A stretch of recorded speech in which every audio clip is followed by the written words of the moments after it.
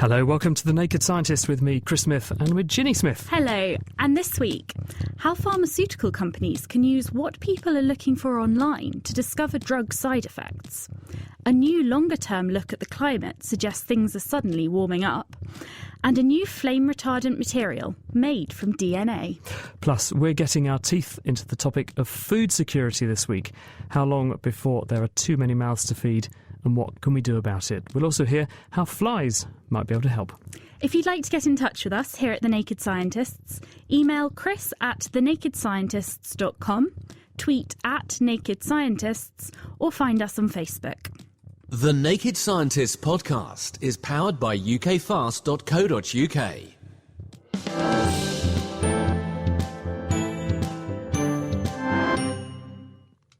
And joining us this week for a look at the science news headlines is science journalist Mark Peploe, the deputy news editor at Science magazine Dan Cleary, and Phil Robinson from Chemistry World. So hello to all of you. Mark, if we could come to you first, can you tell us about this drug discovery story? What's all this about? Yeah, so researchers at Microsoft, as well as at Stanford and Columbia universities in the US, have developed software that control web searches to find evidence of prescription drug side effects. What they did, they looked at a sample of 82 million different web searches from back in 2010. And they looked for two particular drug names, an antidepressant called paroxetine and a cholesterol-lowering drug called pravastatin.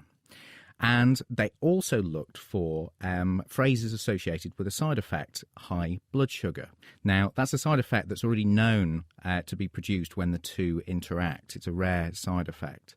And what they found is that people who searched for both drugs were twice as likely to also search for symptoms like high blood sugar, like blurry vision, and a range of 80 other side effects that are associated with it.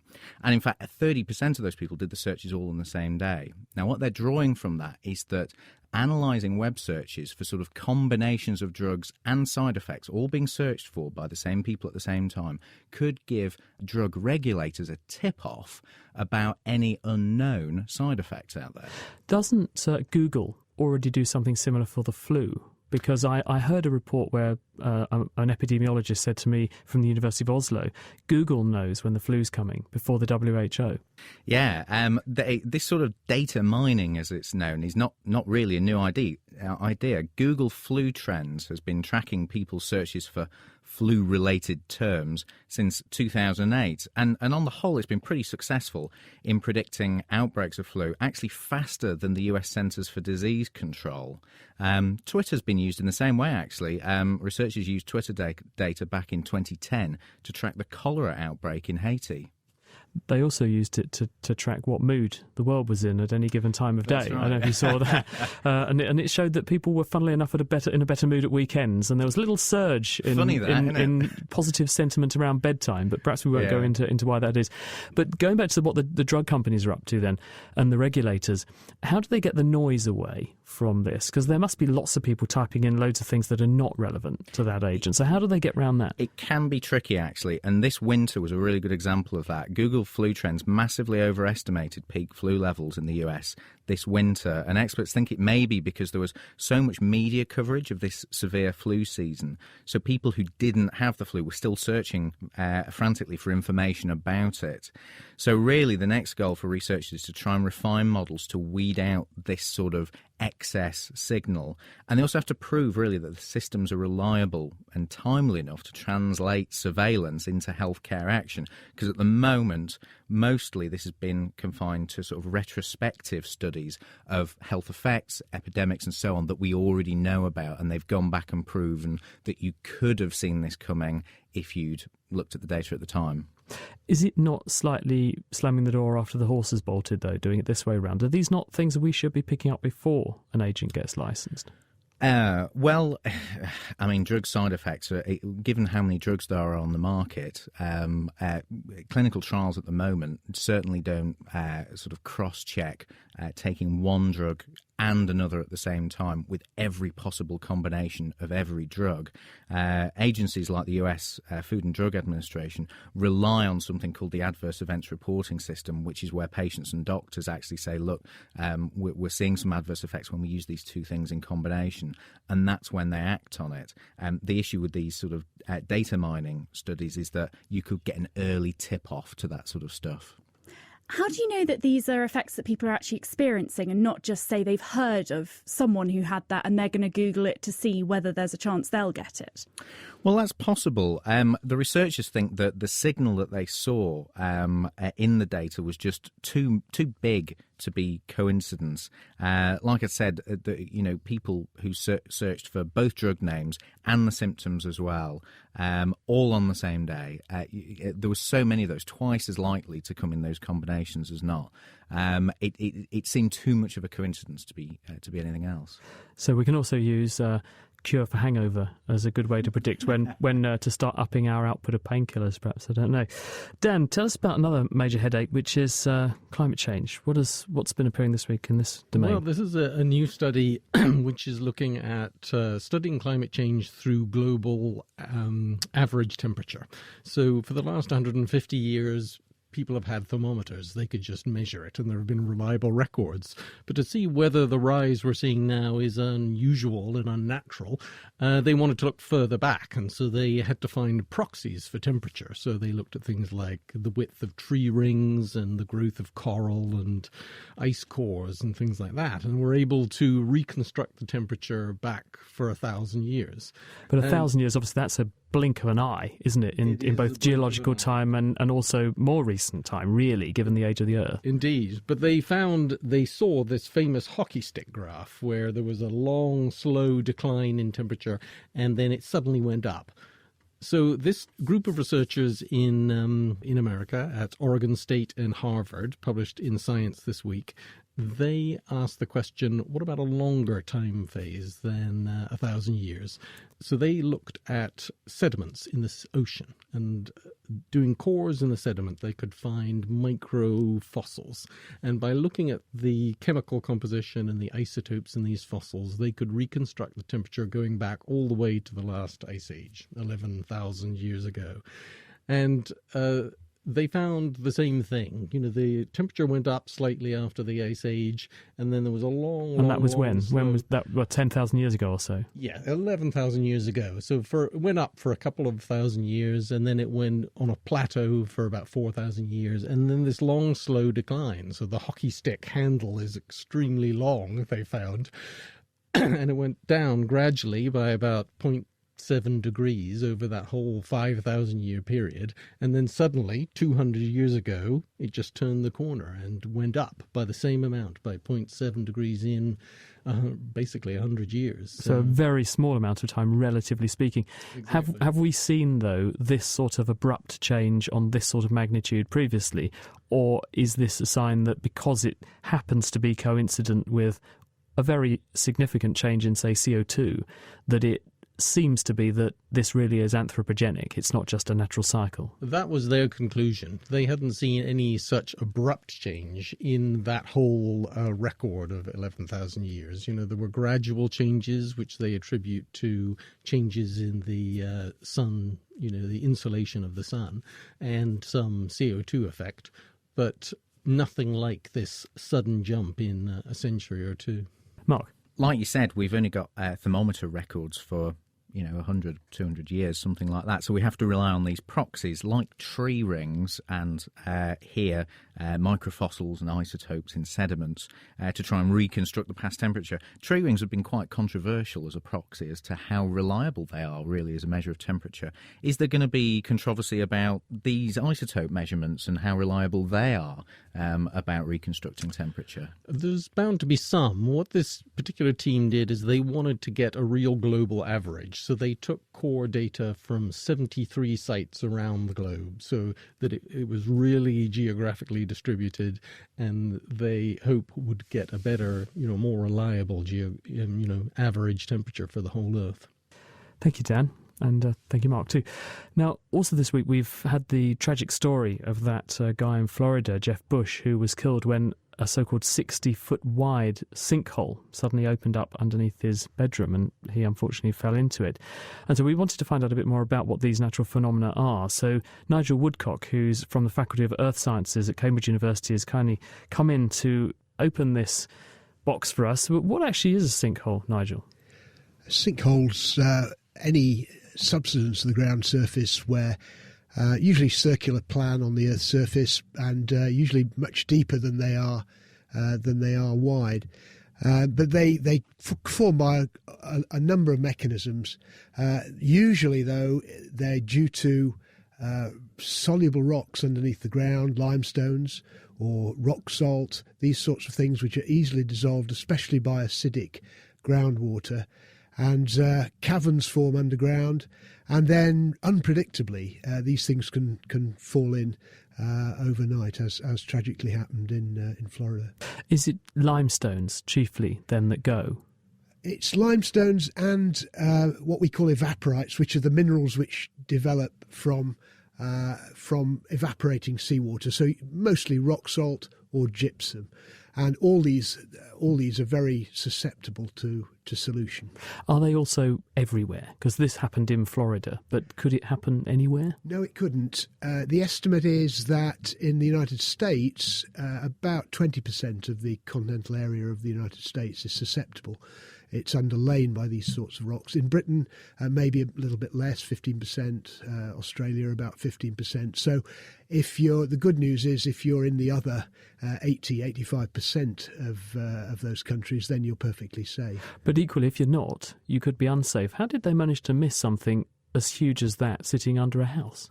It's a little bit like geologists having the job of predicting earthquakes. We can define the general zones which are most at risk, but saying exactly where and exactly when these collapses are going to happen is extremely difficult, almost impossible. And you rely on local observations. Usually they don't happen overnight. In this case, they seem to have done, but there are usually warning signs, and the local information is critical in predicting these larger subsidence episodes. Dan? Do they go very deep? I know it's a simple question, but I understand they never found the man who fell into the hole in Florida. They go frighteningly deep. I gather the deepest sinkholes known in China are something like 600 metres deep. And this one was said to be much less than that, but still deep enough to obviously cause a lot of damage if houses collapse into them. What do you do once one of these has opened up? Because I hear that they can be sort of caverns that are connected to other ones. Can you fill them in? This is the problem. Engineers in these areas which are susceptible try and fill them with concrete sometimes, but the volume is many times. Imagine 600 metres deep. That's a lot of concrete, isn't it? It's a lot of ready mix, isn't it? And as you say, they're often these fissures are often interconnected in unpredictable ways. So the concrete just disappears down into much lower levels of the earth. So it's not usually the best plan. So what does this mean for the other people in that street? Can we do surveys now and have a look and say, right, we know there's a hot spot here. Can we do ground penetrating radar or something and see where these things are? It would be possible to do that sort of geophysical survey and define where the fissures are. But even then, one fissure of a particular width could be stable and another one next door may not be. So there's a lot of random chance involved here. Nigel, thank you very much. The Nigel Woodcock from the University of Cambridge. Phil, tell us about DNA as a new form of flame retardant clothing. Sounds exciting. How does this work? Well, in recent weeks, we've seen DNA exploding out of our cells and being used for data storage and all manner of other things. Well, now people are using it as a flame retardant. So we can ditch the asbestos Bunsen burner mat. Exactly. DNA instead. You need nothing more than the DNA that's in your own cells. So who's done this and what is it? So the work's been carried out by a chap called Giulio Malucelli. He's at the Polytechnic University of Turin. That's in Italy, Chris. And thanks for that impromptu geography lesson. Thank you. Do I look that uncultured? I don't know. You're very welcome. And so he's been trying to find a more environmentally friendly flame retardant. So flame retardants, there's nothing new there. They've been around for a long time. Very useful materials, of course, but they're not quite as benign as we might like them to be. Some of the most common ones are halogenated polymers. The very first of these would be polychlorinated biphenyls, PCBs, which were banned back in the 70s. Pretty nasty things. Since then, brominated alternatives, another halogen there, bromine. Brominated alternatives are very commonly used, but again, they're not ideal. They are toxic and they do accumulate in humans. So ideally, we want a flame retardant material that is environmentally friendly. And DNA is certainly environmentally friendly, but why use it as a flame retardant? Well, it has several properties that make it very good as a flame retardant. So it's got a lot of carbon in it, and carbon's very useful because when that burns, you get a char. Effectively, it forms a thermal shield that separates the heat source from the material underneath. It also contains acid. The phosphate groups in there, you get phosphoric acid from DNA, and that will, in the case of textiles, that will dehydrate the cellulose, giving you more carbon, so you increase that char layer. Now, I can see why this might be really useful if I'm a nano-sized person. Yes. And I want to make a DNA fireproof coat for a nano person. But, what about, me in a lab coat? How can I possibly make enough DNA to be useful? So that's probably one of the biggest downsides to this, is the amount of DNA that you would need is huge. So the researchers here have, when you hear where it comes from as well, they used herring sperm for their... That's a lot of herrings, isn't it? Their DNA. So there's a lot of happy herrings in that lab. They use herring sperm DNA, but of course you need a huge volume, so they haven't coated a lab coat or anything practical, really. They just use some strands of cotton, and so the expense that would be involved in getting enough DNA together to really make a practical volume would be is prohibitive. Well, if there's any sperm banks that are sort of worrying about samples going off, they could always sort of dip into those. What about actual practical use? I mean, is this going to be realisable soon, do you think, or is this just so pie in the sky? We can use the chemistry of DNA and maybe come up with something synthetic that's as good but cheaper and more practical. Yeah, I think the expense involved in getting enough DNA is going to make it difficult, and also fixing the DNA to the material is another challenge that has not been solved. As soon as you wash that, it's gone. Keep my mind on those herring. Ginny, tell us about anorexia. Well, this was a fascinating study that suggests that deep brain stimulation might be a last resort treatment for sufferers of anorexia. So anorexia nervosa is a really serious mental condition. In fact, it's got the highest mortality rates of all of the psychiatric disorders. Up to 11% of sufferers die. And the treatments we have at the moment, which mainly focus on getting their weight back up and then counselling, psychotherapy, things like that, they're just not effective for a percentage of these people. So this new approach, which is being pioneered at the University of Toronto, it was published this week in The Lancet, and it uses electrical stimulation of the brain to treat this condition. So deep brain stimulation has been used in various things from Parkinson's to depression, obsessive compulsive disorder, OCD, all these different illnesses, because it seems to alter something in the brain and you can control these areas that are perhaps different in those illnesses. Well, they physically do put an electrode inside the brain and then drive it electrically, don't they? Yes, they do. So they implanted the electrodes in this study in a region that's sort of buried deep inside your brain, kind of behind your eyes, which is called the subcallosal cingulate, and it's been linked to mood control. And they then implant a pulse generator under their collarbones, and this can allow the stimulation to be turned on and off. So a lot of anorexia sufferers also have things like depression and OCD. So that's why they decided to try it in this particular area that has been shown to help people with depression. And they found that although immediately following the surgery, all of the patients, they did this on 6 people, it was just kind of proof of concept, they all lost weight immediately after the surgery. But 9 months later, 3 of them weighed more than they had before surgery. And in fact, for these 3, it was their longest period of sustained weight increase since they first became ill. So these were patients who'd been ill for on average 18 years. And none of the treatments they'd had have helped. But after 9 months of this deep brain stimulation, for those 3 at least, it seemed to have really helped. And 2 of the other 3, although they didn't gain weight, had improved mood or some relief from their OCD symptoms. Which, of course, might mean they respond better to other therapies if they're in a better or more motivated mood. Do they know how it works? Do they have any idea why stimulating that particular brain area makes these people get better, at least in half of the cases? Well, they know the brain regions that seem to be affected, because if you stimulate one region, other regions nearby and even some that are quite far away in the brain can also be affected. And there's an adjacent brain region called the insula, which is known to be involved in both fear and anxiety mechanisms, and also in taste. Quite different things, but both of which may play a part in anorexia. So the fact that it affects this area may be part of it.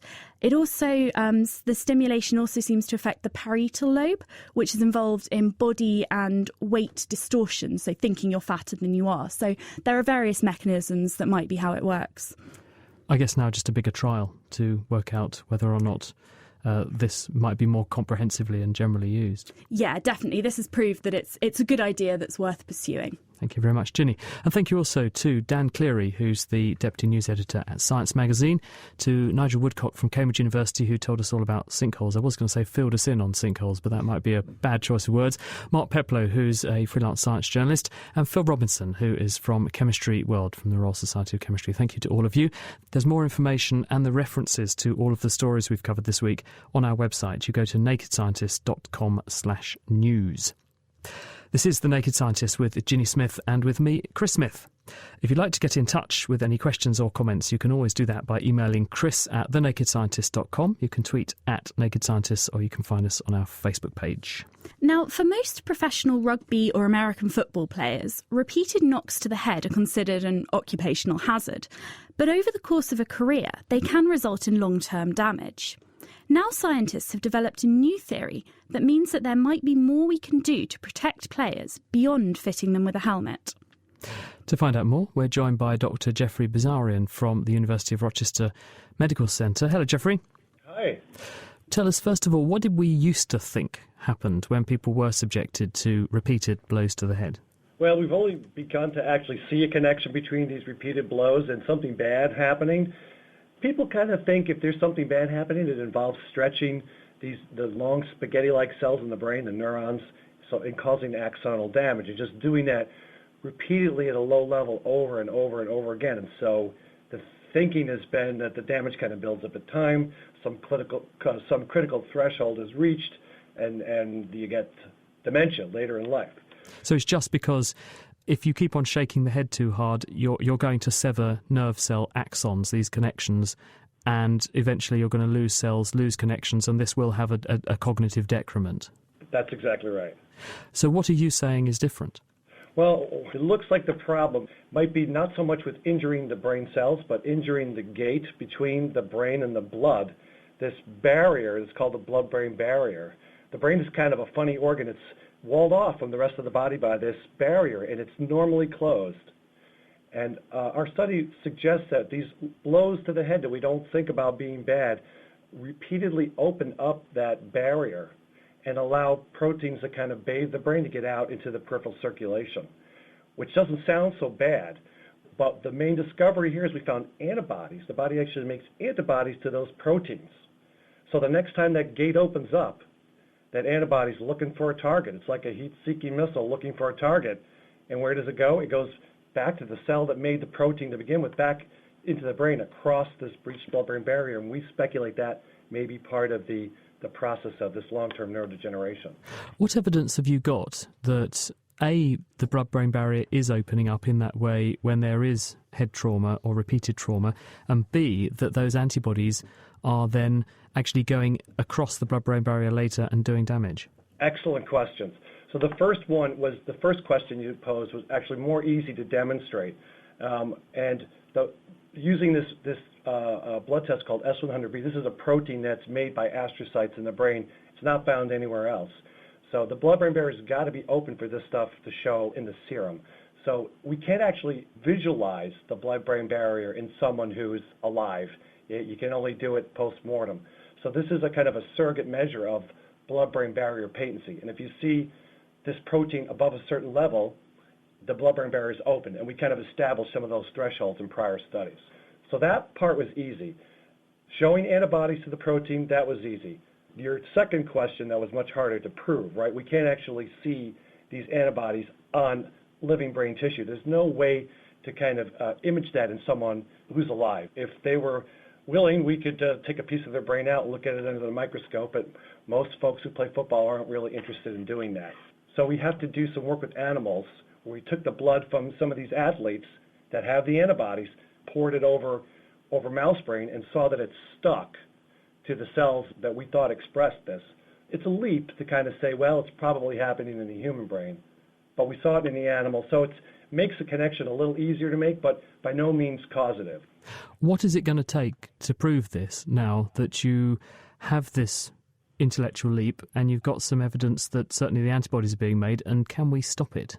Right. I think that's where we probably have to turn to an animal model. You know, how you establish causality in these cases is you do the typical things. You try to block the antibody response, see if the brain injury is prevented. You try to stimulate the antibody response, see if you get more brain injury. You sacrifice the animal, look to see if the antibody is sticking to the cells in a more direct way. In humans, it's going to be very difficult to prove that link unless somebody can come up with a kind of a non-invasive way to image these antibody complexes on the brain.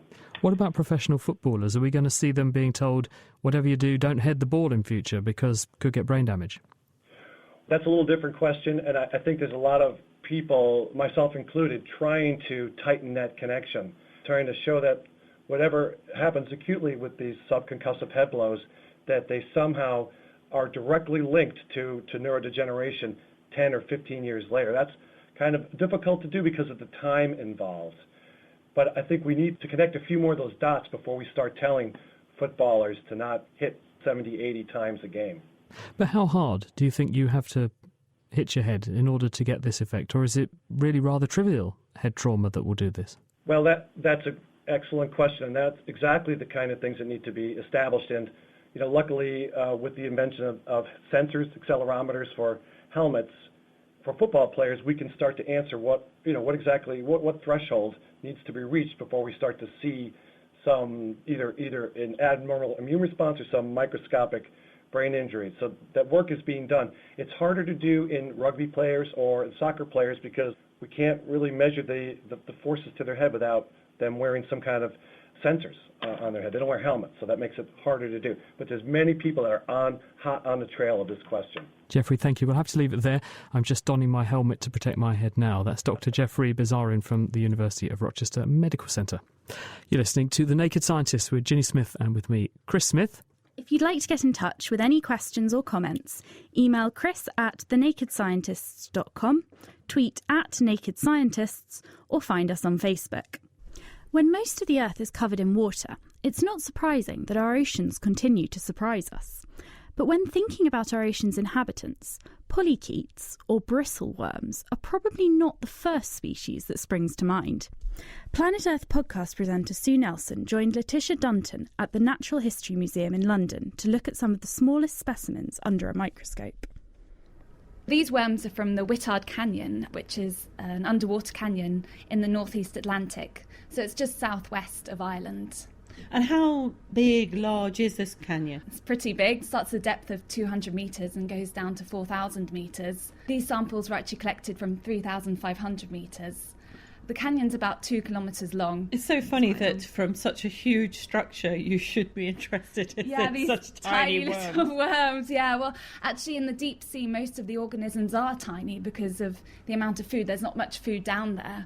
So organisms have adapted to that by becoming very small. So let's have a look at these tiny little polychaete worms under the microscope. Put them under the microscope now, so just get this in focus.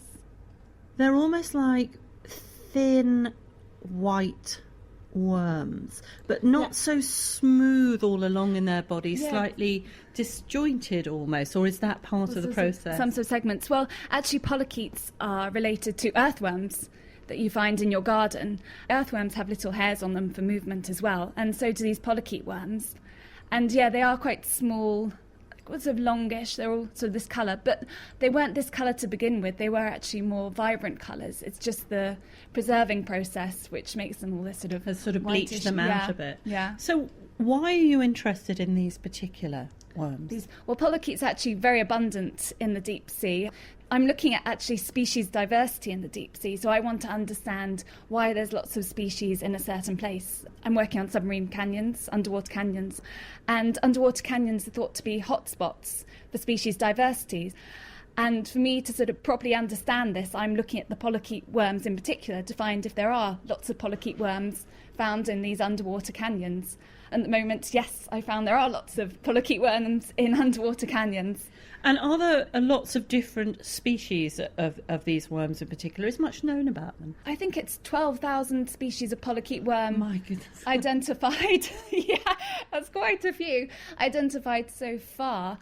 So the ones that I'm looking at, they're probably, and to be honest, they're probably all unknown species, a lot of them, which makes it quite hard for me when I want to understand species diversity, if I'm finding lots of species that are unknown. And when to my eye, they all looked very similar under the microscope, particularly when they've lost their colour. Yeah. How do you tell the different species apart? With polychaetes, they obviously have the chaetae, so the chaetae are the little hairs going all along down the side of the worm, and also the prostomium, which is like the head end, so you can see the different shapes of that. Now, one of the ways in which you must compare what you've got here with what you've got already in the Natural History Museum must be with the collections. Yeah, so the collections are like a really fantastic resource I have here. I'm very lucky. I think there's 8,000 polychaetes in the collections. Well, I think then we ought to go down to the we better. Let's go. Excellent. Feels as if we're going into an airlock. Yeah, it's very high security here. Past two automatic doors. Yeah, two automatic doors, and as you notice in here, it's actually a bit cooler. Yes, quite considerably. That's to help with the preservation of the specimens down here. Now, it's filled with what look like giant filing cabinets. Yeah, and if I actually open this one here, which says Polychaeta, open it up here. And we have all the type specimens and the voucher specimens. Lots of different shaped jars, glass jars here, all sorts of sizes. How many worms are in that? Because they are so much bigger than the ones that we've looked at, whereas these are more maggoty size. Exactly, yeah. So there should just be one in here. This is the type specimen. It's actually from a Challenger exhibition. And so you would then take this one, say, up to your lab, look under it and compare with what you've actually got. Exactly, yeah, exactly that, to see if it was the same species. And what do you do when you have found a species that you can't find here in the Natural History Museum collection? Well, so in my deep sea biology ones, there are a lot of species that won't be here. So what you do is you describe it, so you have to write down all the features, morphological, and now actually there's moving more to molecular, so you probably sequence it and then get the sequence information, the DNA from that, to come up with a new species. That was Letitia Dunton from the Natural History Museum.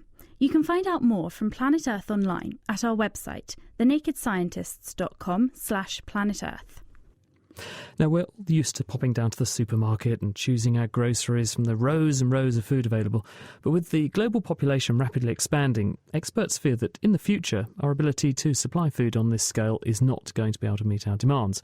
To find out more and how hungry we're going to have to be to fix this issue, we're joined by Professor Tim Benton. He's from the University of Leeds and he's a UK champion for food security. Hello, Tim. Hello, Chris. So, first of all, just define for us food security. What does that term actually mean?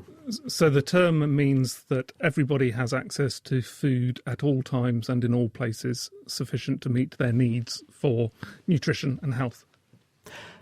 There are 7 billion of us on Earth now, we think, or thereabouts. Are we currently feeding everybody? Because I keep seeing reports in the news and so on of people in famine states. We are producing enough food around the world at the moment to feed everybody in terms of the amount of calories.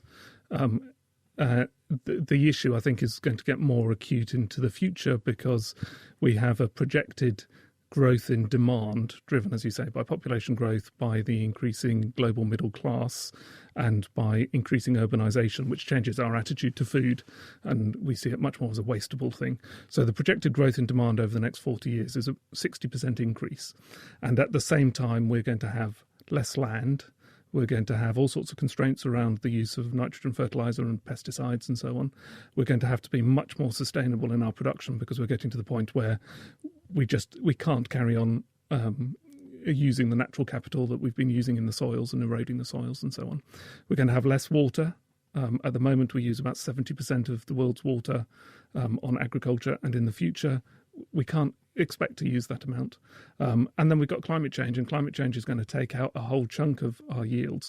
So on the one hand, we've got a projected increase of demand of 60 or so percent, and then on the other hand, we've got a whole batch of constraints that are going to stop us doing it. And we're noticing now the imbalance between demand and supply, because in the last 5 years we've had 3 big food price spikes, and the first one in 2007, 2008, it was contributory to the civil unrest in the Arab Spring. And, you know, we all have a kind of history that when food gets expensive, riots break out. And the French Revolution came from let them eat bread, let them eat cake from Marie Antoinette when bread prices went through the roof. So we are all, it's not just a matter of sub-Saharan Africa and starving children. In the UK at the moment, there are about 3 million people on the verge of malnutrition. And the poorest in any society get hit hard.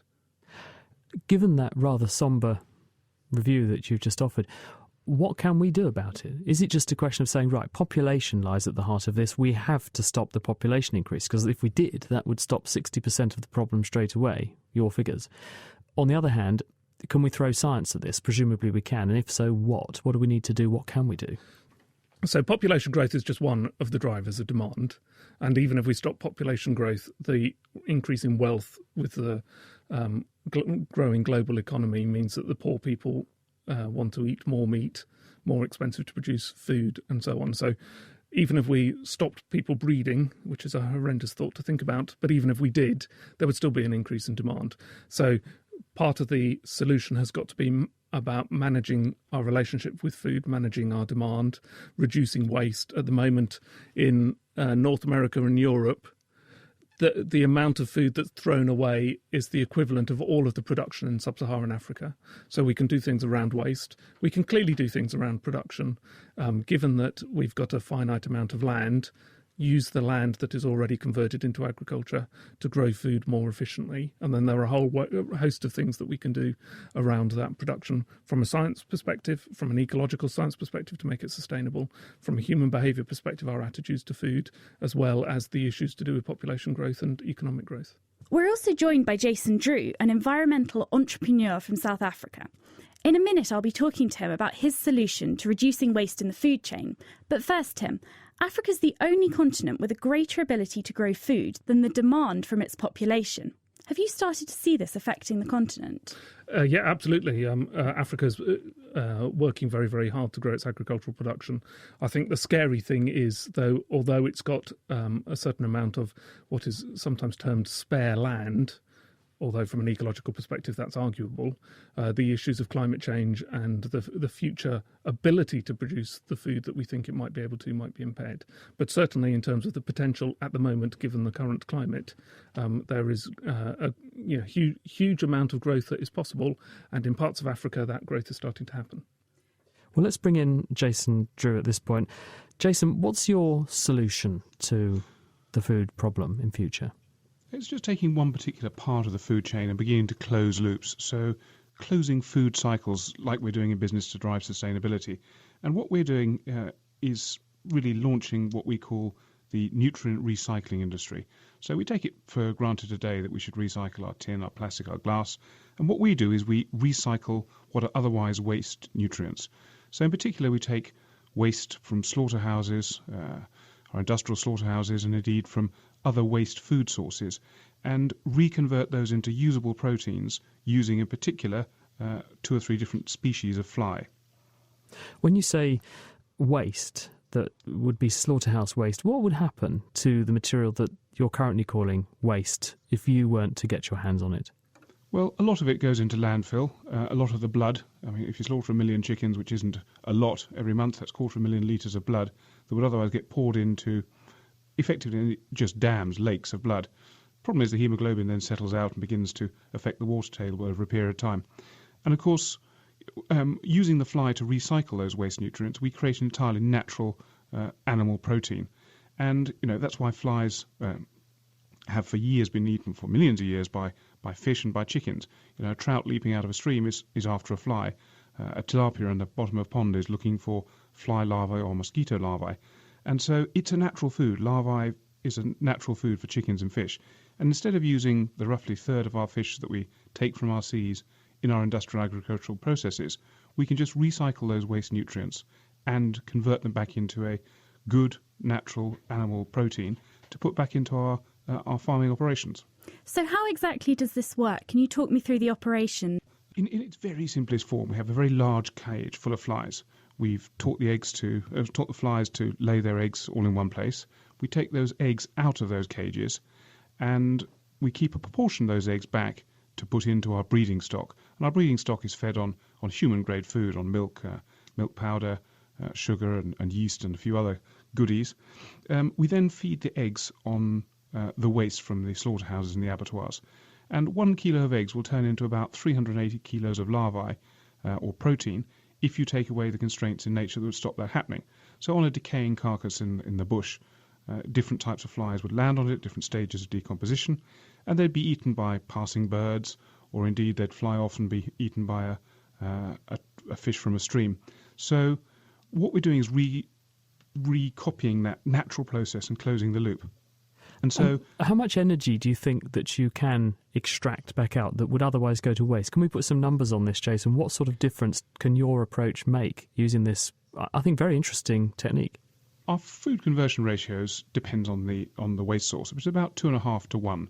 So if we take 2.5 tons of waste, we end up with about a ton of larvae, which on chemical analysis is, from an amino acid composition perspective, is identical to that of fish meal, plus or minus a few percent. So it has all the growth factors that you need to make your chickens grow, to make your trout grow, to make your salmon grow. So we take 2.5 tons of waste and make about a ton of larvae or protein. And the reason this has become available as a business opportunity is that the price of fish meal has risen substantially over the last 5 to 8 years, from a sort of stable price range of around $600 to about $2,000 today per ton. So every ton of fish meal that we don't have to take from the seas because we replace it with mag meal is a good thing we're doing. And our large-scale factory coming online here in Stellenbosch later this year is targeted to make 100 tons of wet larvae a day, which is about 28.5 tons of dry larvae a day. So what are the fish currently being fed on? You mentioned fish meal. What is this that you feed them at the moment? Fish meal is really predominantly pelagic fish that are fished specifically to create an animal protein that can then go to the feeding of monogastric animals. So our fish, our chickens, our pets, and other single-stomached entities who need or have always traditionally naturally had animal protein as part of their diet. So what we're doing is just replacing the unnatural protein, which is fish meal, with a natural protein. We sort of gave up fishing in about 1950 and started catching, because with sonar we just went to catch the fish that were in the seas. And we've been exploiting that natural resource to the point of breaking them. We're all well aware of the issues facing our seas around the world. And can I just bring in Tim at this point? Because I think, Tim, how does this sort of factor with where you're coming from in terms of growing enough food to supply people? This must be music to your ears. Absolutely. I've been talking to somebody recently about the same sort of idea, because what we're doing is recycling something into something that's very usable, and the issue around fish meal and collecting fish from the seas in an unsustainable way and turning that into a food for other fish to eat becomes kind of crazy, and a real stopping point in the chain of production of fish. So if we can do things like this, it allows us to carry on growing fish protein, and that takes some of the pressure off converting land to producing animal protein or plant protein on land. So we're also joined tonight by Steve Sugden from Water for People, who's working on a similar idea to Jason's, but using a slightly smellier option. So Steve, you normally work on sanitation issues. How did you start thinking about the food chain? If you take a city like Dar es Salaam with a population of 3 million, you've got 75% of that population that actually pit latrine uses. When the pit latrine is full, it causes a problem to the householder, who then normally has to employ a manual pit emptier to empty the pit waste, and that gets put onto the nearest piece of land or drain. This causes huge public health problems. Places like Vingunguti, the last time I was there in an area of Dar es Salaam, the health officials thought they had endemic cholera. So the whole idea is, can we change our attitudes from seeing this as human waste? Can we actually see it as an asset? And quick calculations will say that around 560 tonnes of human waste are produced every day in Dar es Salaam. And can we actually use that as a source of organic matter, as a source of energy to increase food production? Talk us through actually what's involved then, Steve. What do you do to rescue back that waste? In the same way that Jason's doing it with blood, you're using something a bit less pleasant, perhaps. But what is involved in your technique? There's two possible ways. One, which is you can actually do it at the household, which is more difficult. For the fact that you've got to keep inoculating the pit latrine with more fly larvae. So the preferred method that we're looking at is actually developing pit emptying services, taking it to a nearby transfer station, and then using black soldier fly, which is, I think, really an extension of what Jason was talking about, and using black soldier fly to actually eat the waste. The black soldier fly, from the early work that's been done, has a 42% fat content and a 30% protein content. And as I say, it can be used for fish meal or even for making the fat content for making biodiesel. So, Jason, this is sort of complementary to what you're doing. Can you team up with Steve and the two of you come up with a solution that means you can make the best of both worlds, both stuff that goes down the loo and stuff that goes into the landfill?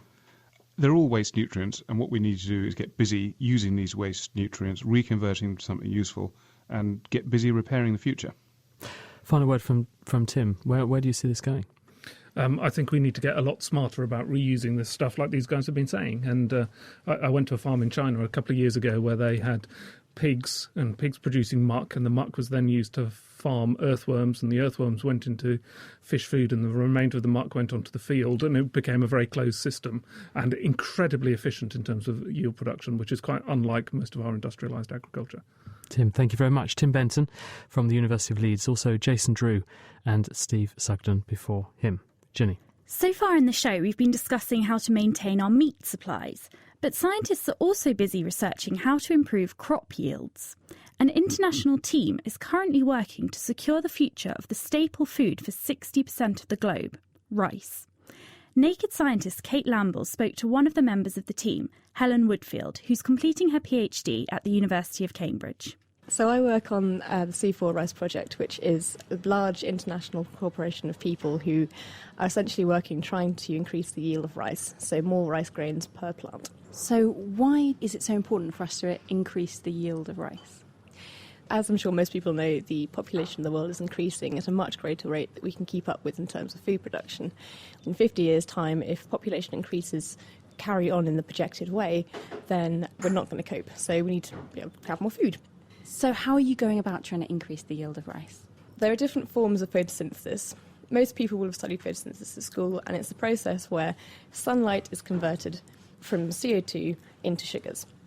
Now, this process is inherently inefficient, and there are various plants which have evolved mechanisms which will overcome this flaw. So the whole point of this project is to try and put this specialised pathway called C4 into rice, which is a C3 plant. At school, I got taught about photosynthesis. There weren't different types of photosynthesis. How does this C4 type of photosynthesis differ from the C3 photosynthesis? So in C3 photosynthesis, you have an enzyme called Rubisco, and an enzyme is a protein which catalyses a reaction. It turns one thing into something else. Now, the way that Rubisco works is it takes CO2 and it turns it into something else, which will then go on and be processed into sugars. So that's what happens in nearly every plant that you look at. Now, the problem is that CO2 is a very similar structure to oxygen. If you look at the two molecules, they're very, very similar. So Rubisco sometimes can't tell the difference, and it uses oxygen instead. So Rubisco is like an old blind cook. It can't tell the difference between salt and sugar. Sometimes he uses salt, sometimes he uses sugar, and obviously the cake's going to be very different. The sugar ones are great, that's the CO2. The salt ones, really bad. So what C4 does is it employs a helper. And this helper is a different enzyme, it lives in a different room, and he can tell the difference. It only takes the sugar off the shelf. So it only takes carbon dioxide, leaves the oxygen, then he passes the sugar to the cook in the other room, where he's just happily away making cakes. And because he hasn't got the option anymore, he only uses the sugar. So you only get good cakes, and so you only get the beneficial reaction. What kind of plants have this more effective form? Things like maize and sugarcane, generally grasses. So if you watch a nature documentary which has a shot of Africa, all of the grasses that you see in that shot will be C4. But in terms of commercial applications, obviously maize is the highest one. So why don't we just get the world to eat more maize? So I hadn't really appreciated how important rice is.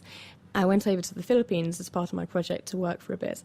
And yes, everyone was very distressed that I wasn't eating my 5 rice a day. And I was like, I can't deal with this. There's so much rice. But it is a massive cultural thing. And although maize is coming more and more into the food chain, bettering the crop that's already grown is a much better option. How can you make rice change the way it photosynthesizes? The approach that we're taking is that we're actually copying the genes out of maize. So those genes, we're hoping that if we took the maize versions, the C4 ones, and we put them in rice, that they'll still act in a C4-like way. And what results have you seen with that? Have they started to take on some effects of the C4? The problem is that without the whole pathway, you're not going to ever achieve the end result. It's like putting in part of a painting, expecting you to recognise it. You have to have the entire pathway and the anatomy all together before I think we'll see any sort of improvements in photosynthesis. So at this stage, we really are just playing around with trying to get the individual components in the right places at the right time, and then once we've got that sorted, we'll kind of build it all up, stack it all together, and then make one plant that's got all of it. It's quite a complicated process to essentially change the way that rice is set up. It must be quite an effective change for it to warrant this much effort in a way. Yeah, definitely. We're predicting that if you put C4 into rice, then we'll have about a 50% increase in productivity.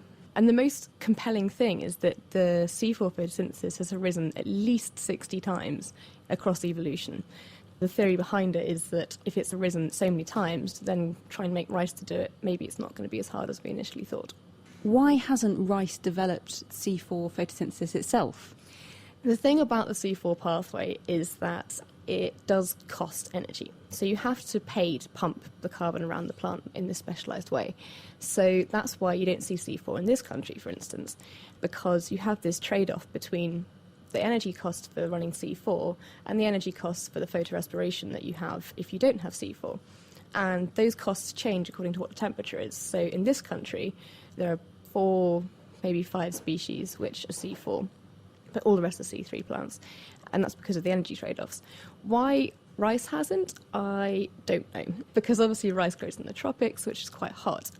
If we're looking at this working better in higher temperatures, does that mean that looking at the future with sort of climate change on the horizon, that this might become applicable to more crops?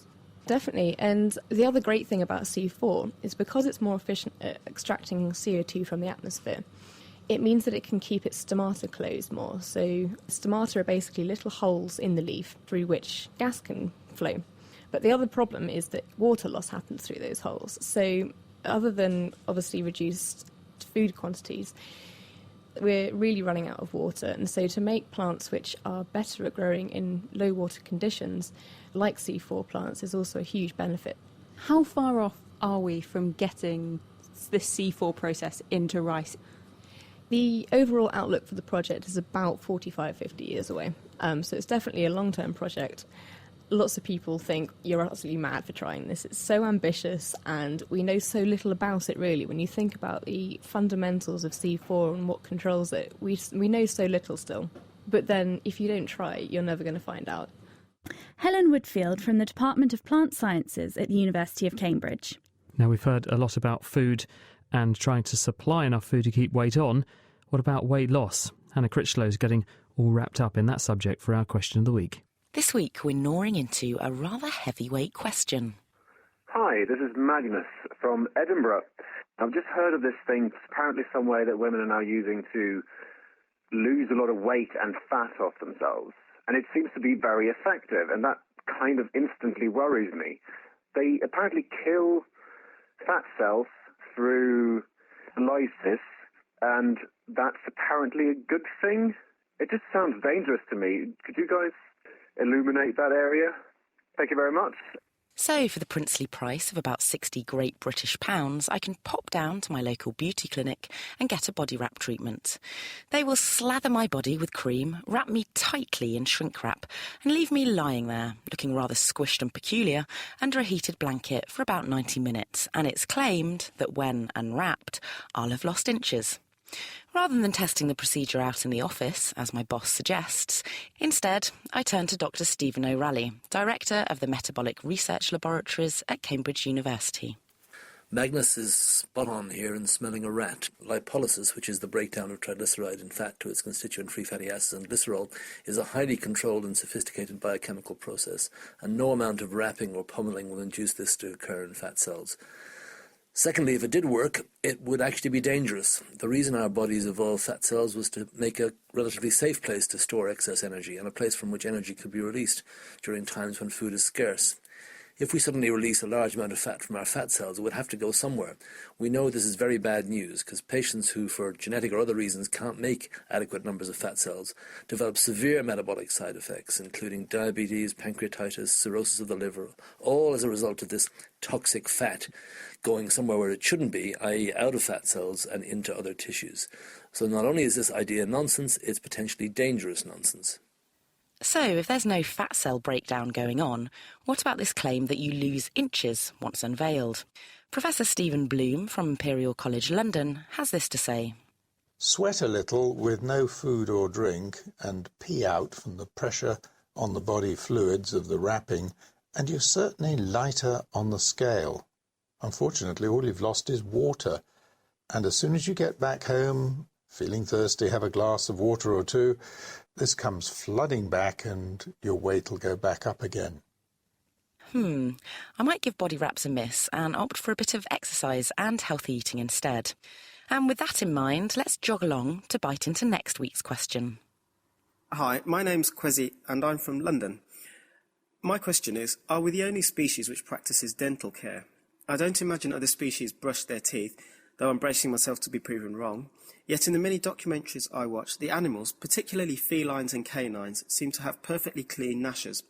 Are we humans missing a trick, or is it our complex diet that necessitates stripy toothpaste? Thanks very much. Love the show. So, how do cats and other non-humans retain their pearly premolars? You can post your thoughts on the Naked Scientists Facebook page, you can tweet at Naked Scientists, you can email Chris at thenakedscientists.com, or you can join in the debate on our forum, which is at nakedscientists.com/forum. Hannah Critchlow, that is it for this week. Thank you to our guests, Nigel Woodcock, Jeffrey Bazarian, Tim Benton, Jason Drew and Steve Sugden, and thank you to Ginny Smith for joining me. Production this week was by Kate Lamble and Hannah Critchlow, and next time we'll be celebrating the anniversary of the very famous epidemiologist John Snow. The Naked Scientist comes to you from Cambridge University. It's supported by the Wellcome Trust and the EPSRC. My name's Chris Smith, and thank you very much for listening. Goodbye.